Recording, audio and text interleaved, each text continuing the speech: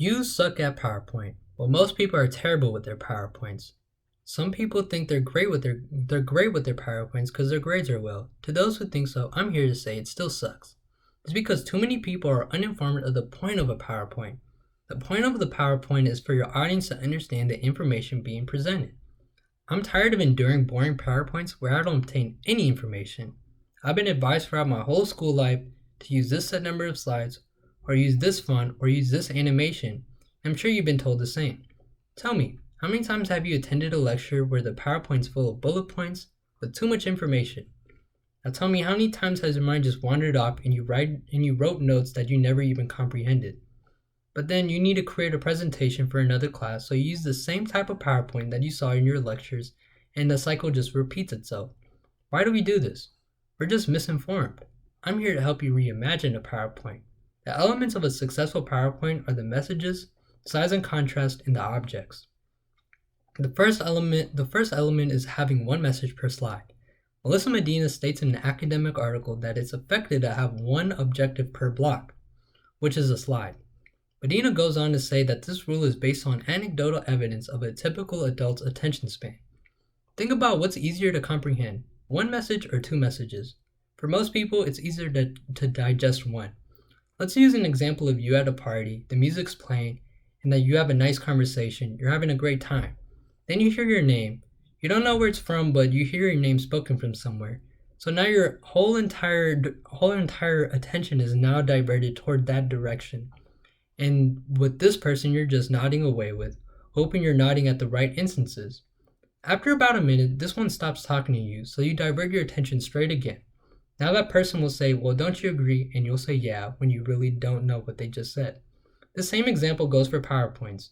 Having one message per slide, there's a likely chance that the audience will focus more on one of the messages than the other. So it's simple. Have one message per slide so you don't confuse your audience. Let's move on to size and contrast of a PowerPoint. What is the best way for a cash for gold store to get your attention? Is it creating a small sign so only they can see?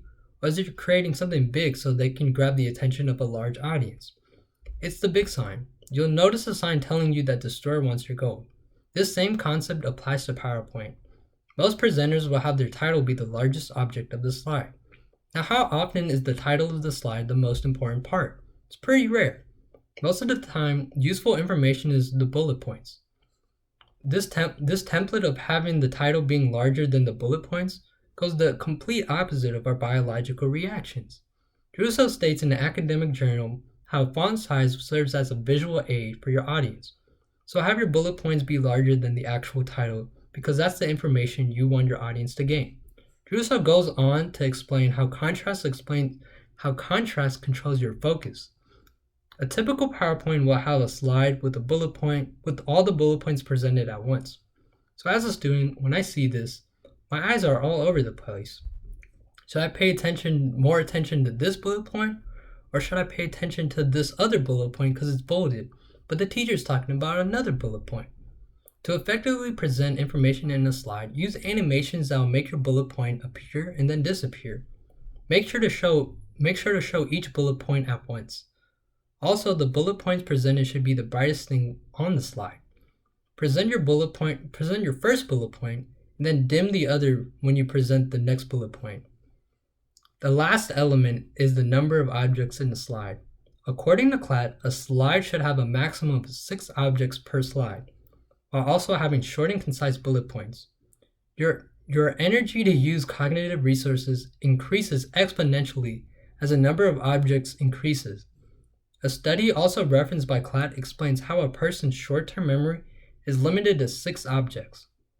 Increasing the number of objects will impose severe limitations to the amount of information a person receives. This applies to me as a student. When I see a slide with a lot of information, I become confused and I become frustrated and frantically try to understand what a professor is saying while writing my notes. However, when I see a slide with less objects, in addition with short and concise bullet points, I'm satisfied. There's also an idea you may have been told, which is limiting the total amount of slides in your PowerPoint.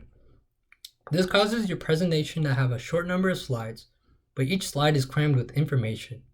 The simple solution is for you to increase the number of slides. So when you present your PowerPoint in the future, know that having more than 6 objects in the slide will cause your audience to already use most of their cognitive resources to comprehend what the information in the slide is trying to convey. So to wrap it up, have one message per slide, use size and contrast, and limit the number of objects per slide to 6. Having one message per slide will have your audience's full attention. Size and contrast will help your audience's focus by having the bullet points be the largest in the slide, while also using animations and dimming effects. And last but not least, use the maximum of 6 objects per slide, so your audience will comprehend the information presented to them. Remember, the main point of your PowerPoint is to present information your audience will comprehend.